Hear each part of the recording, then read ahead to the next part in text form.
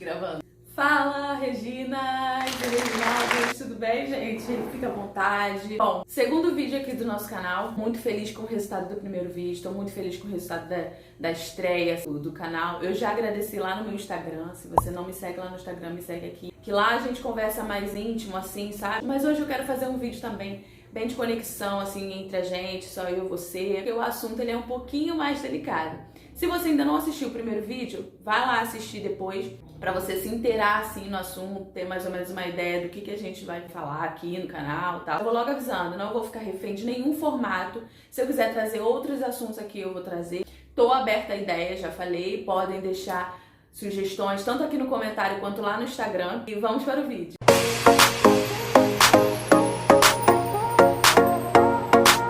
Meu nome é Jadine, eu tenho 25 anos, tenho uma filha de 4 anos. O que acontece? Esse vídeo, se dependesse de mim, eu não faria ele, mas a experiência que eu tive e as coisas que Deus fez comigo, eu preciso contar pra vocês, tá bom? Então acompanha aí o vídeo, porque vai ter muita coisa aí, tanto pra se surpreender quanto pra aprender. Vamos lá! Eu tenho mania de ficar batendo, gente. O que tá acontecendo? E eu vou falar assim, eu vou falar um pouquinho da minha história, assim, vou falar um pouco da minha experiência, mas com alguns detalhes e outros detalhes eu vou tirar, até porque eu nem posso colocar totalmente aqui aberto todas as situações. Mas vocês vão entender, assim, eu vou contar a minha experiência, meu testemunho, mas o que eu quero trazer aqui, de fato, com isso, é mostrar pra vocês o quanto Deus é fiel nas nossas vidas. Tá? E o quanto ele foi fiel comigo. Então é por isso que eu te senti no coração de falar, porque muitas das vezes a gente passa por muitos problemas e às vezes a gente se sente sozinho, às vezes a gente se sente desanimado, ou a gente quer agir de certas maneiras, mas se a gente não estiver sensível ao que Deus tem pra te falar, Deus quer te mostrar com aquilo, que Ele está com você, a gente se perde. Sabe? Por muitas vezes não se sente amado, não se sente filho. Eu vim falar aqui com vocês é exatamente isso. Me perdoe se sair algum áudio de alguma criança berrando, porque tem uma menininha aqui no condomínio que ela tá gritando pra caramba, chorando pra caramba hoje. Bom, como eu falei pra vocês, eu tenho 25 anos, né? Tem pouquíssimo tempo atrás, que é quando eu tinha 10. Eu sempre fui uma menina de muitos sonhos, muita certeza do que eu queria ser. Eu sou atriz, atualmente eu não trabalho na área, tem prioridades. Quando a gente tem filho, a gente precisa priorizar algumas coisas. O primeiro baque, assim, na minha vida foi quando descobri que eu tava grávida. Eu estava namorando o pai da minha filha, eu tinha 3 meses só de namoro e aí engravidei. Não foi uma atitude responsável, eu tenho total consciência. No momento foi muito difícil pra mim, porque quem me conhece sabe que eu, Jadine, nunca tive vontade de ser mãe. Nunca. Não era uma possibilidade, não era uma opção, assim, pra mim. Nunca tive vontade de ser mãe. Hoje, se você me perguntar, já seu pensamento mudou? Mudou. De diversas maneiras. Por quê? Porque hoje eu sou mãe e reconheço que aquele bloqueio todo que eu tinha era porque eu não conhecia. E então, assim, hoje em dia, meu pensamento mudou em questão da maternidade e da realidade dela, mas eu não quero ter outro filho. Pelo menos não agora. Mas hoje eu falo, pelo menos não agora. Antigamente eu já era dura no falar. Prepotente, assim. Eu falava, não quero ter filho porque vai acabar com a minha vida e parará, parará. Hoje em dia, obviamente eu tenho meu filtro. Até porque se alguém chegar pra mim e falar assim, nossa, você é mãe, deve ter a vida acabada. Aquilo ali vai me pegar de alguma forma. Então hoje eu sou um pouquinho mais consciente, porque eu sou mãe e passei pela experiência. Mas vamos lá, o que eu quero dizer sobre a fidelidade dele é que nesses piores momentos que eu digo assim, pra mim, não era o que eu queria. Eu estava iniciando a minha carreira como atriz, meu diretor já tinha conseguido bolsa pra mim na faculdade, eu estava viajando, fazendo peças, era uma época que eu estava bem satisfeita, assim, com o rumo que eu estava tomando. Em algumas áreas da vida pessoal, assim, não, mas na área profissional, que era o que eu queria, as coisas estavam acontecendo, sabe? E aí eu lembro que foi uma decepção muito grande pra mim, porque aquilo ali acabaria na hora, né? Acabou, né? Na hora. Então eu tive que renunciar a muitas coisas, eu não pude fazer faculdade. Então, assim, foi um momento bem decepcionante pra mim. Eu me cobrei muito, mas eu me tornei mãe no dia que eu vi os 2 pauzinhos lá dando positivo. O que é impressionante, porque é algo sobrenatural mesmo, né? Que a gente não tem como explicar. Eu comecei a agir com mais responsabilidade, porque por mais que eu não quisesse, o bebê já tava aqui dentro. Eu fiquei chorando, eu fiquei decepcionada, eu fiquei com o emocional muito abalado. Eu já não estava mais com o pai da criança, justamente porque eu estava desconfiando que eu estava grávida. Foi um momento muito confuso, conturbado assim na minha cabeça. Graças a Deus, como eu digo, Deus ele trabalha em cada detalhe. Se você estiver grávida, né, e não é do plano e não tem ninguém do seu lado para ter esse apoio, você pode ter certeza, Deus ele tá com você, independente se tem alguém do seu lado, se não tem. Mas Deus ele está com você. E se você está passando por isso agora, além de ser um aprendizado, ele também acha que você é capaz. Porque ele só dá melhores batalhas para os melhores soldados. Porque a gente tem duas formas. Ou a gente lida da pior forma possível e age com rancor, age com raiva, se entrega. Ou você age com responsabilidade e entende que Deus ele tá com você. Eu assisto muito o Thiago Brunet, não sei se você segue ele, mas eu vou deixar o arroba dele aqui, porque eu aprendo muito. Ele costuma falar bastante que não se resolve um problema criando outro problema. Porque por mais que você fique chateado, por mais que você fique mal, quem vai ter que lidar com as consequências das suas atitudes, do que você vai fazer mediante esse problema, é você. Não que eu tivesse essa clareza naquele momento, quando eu me tornei mãe e tal. Mas, de fato, a forma que eu vou lidar com isso é a forma que vai determinar os frutos lá na frente. Então, é basicamente isso. Em 3 meses eu fiz a minha última peça e depois eu parei. Eu já tive que começar a lidar com aquela realidade de pré-natal, de compra isso, compra aquilo, passo mal, vai pra médico, não sei o que. Graças a Deus a minha gravidez ela foi muito tranquila. Até nisso eu falo que Deus foi perfeito, porque eu sempre achei que ia passar por um monte de problemas depois de grávida. Só que os meus maiores problemas, assim, que eu digo, né, de dificuldade que eu tive que lidar na minha gravidez não foi nem questão física, foi mais questão mental mesmo, sabe? A gente passa por confusões, por medos, por insegurança, a gente passa isso independente. Você querendo ser mãe ou não. Eu queria estar preparada para aquele momento, eu queria estar muito feliz, mas eu não estava. Eu estava consciente, então as minhas atitudes eram responsáveis. Eu sabia que se eu agisse com irresponsabilidade, por exemplo, se eu quisesse comer tal coisa eu não podia, eu não podia comer. Se eu quisesse correr, por exemplo, que eu gosto muito de treinar, eu não ia poder. E aí eu não fazia, porque eu tentava agir com a maior responsabilidade possível. Não faltava pré-natal, eu me cuidava, mas o meu emocional estava péssimo, eu ainda não conseguia aceitar. Eu voltei com o pai dela. Ele não se esquivou em nenhum momento da responsabilidade de ser pai, então a partir do momento que ele descobriu que ele seria pai, ele agiu com todas as responsabilidades, graças a Deus. Só que eu já não conhecia muito ele. Nem no namoro, né? Porque como eu falei, 3 meses de namoro a gente já engravidou e aí teve que se conhecer. Tá com um bebê e tudo é muito mais difícil. E aí você entra em vários conflitos porque a pessoa não teve as mesmas criações que vocês são muito diferentes. Eu percebi que a gente era muito diferente. Ele foi criado com a avó, era feito dentro das vontades dele. Eu fui criada com 4 irmãos, era tudo muito difícil. Então a gente tinha divisão, eu tive ensinamento, meus pais me deram uma educação maravilhosa. Então assim, a gente batia muito de frente em questão de criação, de princípio. E aí chegou o momento da Eve nascer, né? Aí foi uma alegria, foi uma maravilha. E ao mesmo tempo que foi uma alegria, foi muito cansaço, a realidade e tal. Eu fiquei 1 mês na casa dos meus pais pra conseguir pegar um ritmo ali. Acabou que a minha mãe saiu do trabalho pra conseguir me ajudar, e aí ela falou que ela fala até hoje que nossa, eu saí do trabalho à toa, porque já ele fez tudo sozinha e tal, enfim, mas eu morro de rir, porque eu realmente não queria incomodar, eu sabia que aquela responsabilidade era minha, então eu tinha que fazer, né? Mas era mágico e ao mesmo tempo cansativo, eu olhava pra ela assim, meu peito doendo pra caramba, mas sabe aquela dor, aquele sentimento de dor, de chateação que precisa de mim, e aí você olha pra aquela criança ao mesmo tempo que você sente um amor enorme, ao mesmo tempo que você sente um medo enorme. E aí eu não tive problemas também no parto, foi totalmente natural, doeu pra caramba. Ela nasceu saudável, eu fiquei bem, a gente teve alta e fomos pra casa. Cada etapa, né, que vai passando são desafios diferentes. Primeiro era a gravidez, então você tinha que aceitar, e você já muda alguns hábitos, sequência ali da gestação. Segundo, a criança nasce, você fica totalmente pra disposição daquela criança, o peito dói por causa da amamentação, graças a Deus aí só mamou no peito, ela não precisou pegar uma madeira, nada. Então doía pra caramba no começo, mas depois foi tranquilo, assim, a gente não ficava muito em hospital, aí não me dava muita dor de cabeça em questão de saúde. E aí eu percebia Deus nesses detalhes. Eu ficava falando, gente, eu não mereço isso. Quando eu engravidei, eu achava que minha filha ia vir cheia de problemas, porque eu espreguejava muito a gravidez. Eu falei, cara, aquela preocupação já de mãe. Aí eu orava tanto, eu falava assim, eu deixei minha filha vir perfeita, ela não tem culpa. Eu não querer filho, eu sei que a responsabilidade é minha, por favor, não deixe minha filha vir doente, não deixe minha filha... Claro que eu ia ter que assumir a responsabilidade, óbvio também, ia ser com todo carinho, com todo amor que eu ia cuidar dela, mas eu ficava muito preocupada com isso. Todos os momentos que eu fui passando, mesmo sendo totalmente difíceis, eu conseguia enxergar Deus nas coisas, eu era grata, eu falava assim, muito obrigada. O que eu quero dizer Eu abracei a maternidade, não foi fácil, mas eu fiz o meu papel e eu me dediquei. Assim como eu me dediquei ao meu casamento, a gente não casou no papel, mas aí logo em seguida a gente foi morar junto, porque já tava com filho, já tava com tudo, e fomos nos adaptando.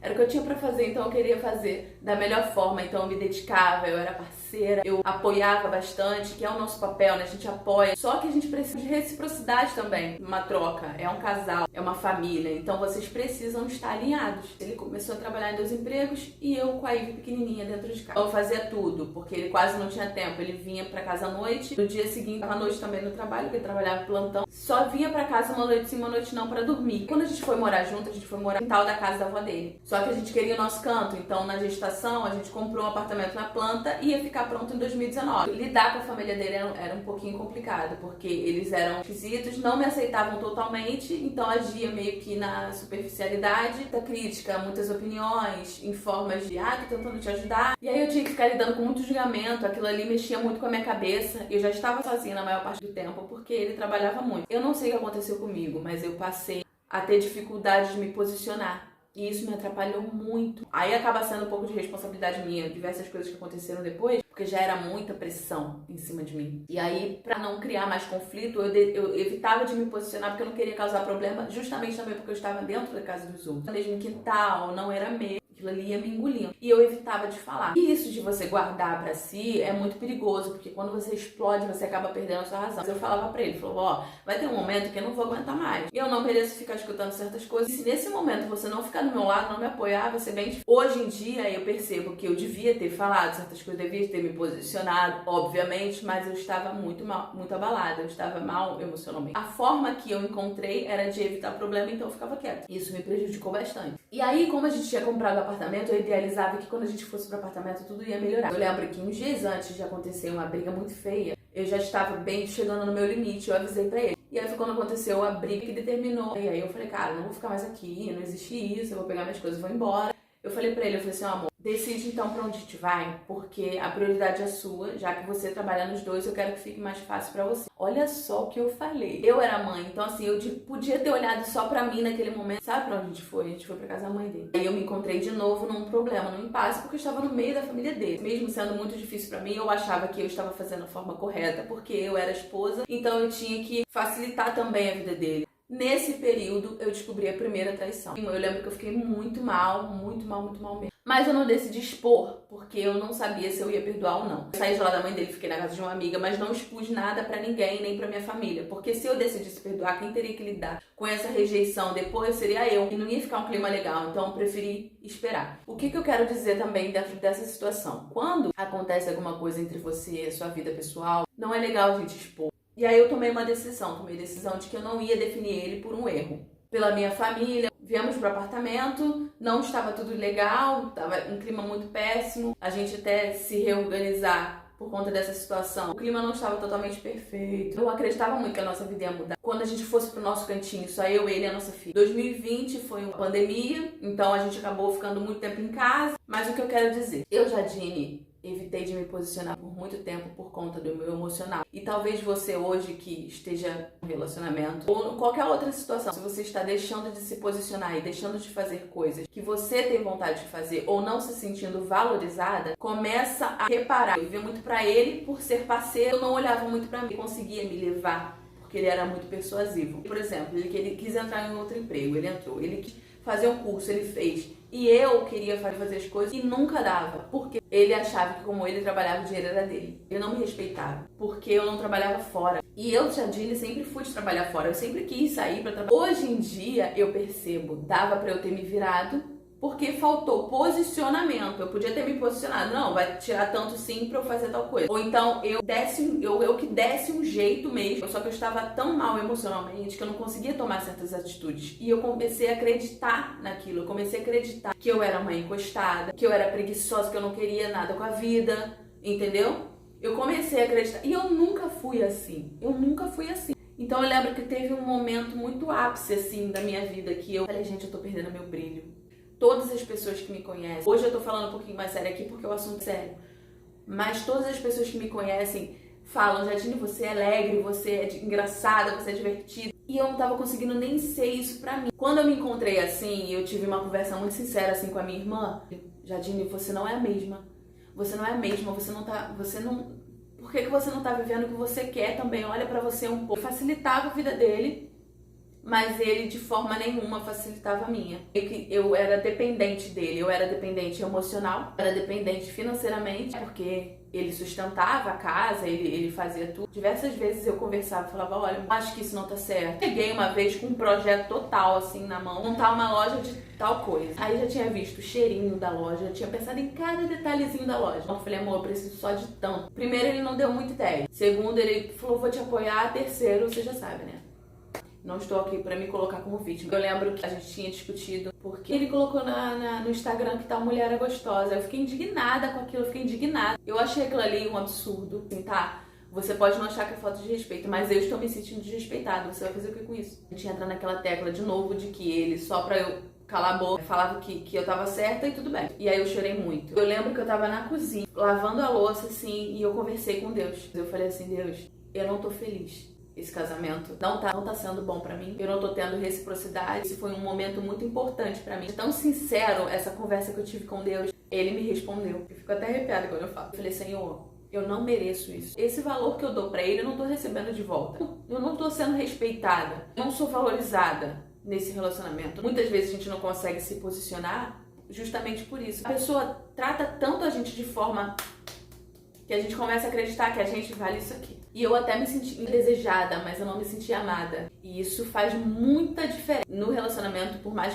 que a intimidade seja muito importante, você precisa ter aquele carinho, aquele valor, aquele respeito. Não é só de um lado, você precisa ter o outro. Eu lembro que eu tive essa clareza, assim, essa conversa muito sincera com Deus. Tem coisa que é você que vai fazer. Tem coisa que é Deus que vai fazer. E você não pode achar que você que vai resolver tudo sozinho, porque o mérito não é seu. O mérito tem que ser dele. Passou uma semana, eu estava indo fazer pão na casa de uma amiga. E aí essa minha amiga falou assim, amiga, só traz a farinha mesmo, porque eu tenho tudo aqui. Eu falei, tá bom. Aí ele tinha chegado do trabalho, eu falei, amor, vou fazer pão com a minha amiga. Era janeiro, tava muito quente. Ele falou assim, tá, então eu vou levar a Ivy pra tomar um banho de piscina lá na casa da minha tia. Eu falei, tá bom. Não era a farinha que eu precisava, então eu tive que caçar dinheiro. Olhei assim por cima das coisas, não achei. Aí a bolsa dele que chegou do trabalho, eu fui olhar pra poder pegar pra ver se achava dinheiro, né? A primeira parte da mochila assim que eu abri tinha um celular. Celular desligado. Olha os detalhes, preste atenção nos detalhes. Eu liguei o celular, senha. A primeira senha eu errei, a segunda senha eu acertei. Eu não sabia que celular era aquele. Eu acertei na segunda vez. E aí entrou no Wi-Fi, começou a chegar muitas notificações. Foi uma decepção muito grande. Eu olhei o celular e tinha muita besteira. Meio que a ficha caiu assim, eu fui vendo desde quando o telefone existia, já era de alguns anos, e tinha pessoas até que me seguiam no Instagram. Eu com o celular assim na mão, eu só conseguia repetir. O que é isso, o que é isso, o que é isso, o que é isso? E meu coração foi começando a ficar acelerado. Senti Deus na hora. Eu senti Deus naquele momento, porque eu lembrei exatamente da oração que eu fiz.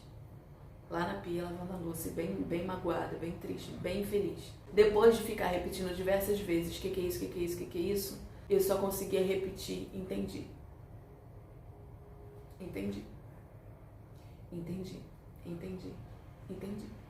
E aí, quando você tem filho, você passa a medir um pouco as suas atitudes. E eu pensei muito na Ivy naquele momento. Eu pensei na Ivy, pensei em Deus, pensei no que Deus faria, né? Assim, então eu não quis agir de forma inconsequente. Eu não tinha emprego, eu não tinha nenhuma estabilidade. Tudo era ele. Esse era um dos meus maiores medos. Ficou tão claro na minha cabeça que eu falei, eu vou confiar em Deus. É isso que eu vou fazer. Eu vou confiar em Deus. Eu não tenho trabalho, não tenho nada, mas eu vou confiar em Deus. O que a partir de agora quem comanda é ele. Acabou, chega. Acabou.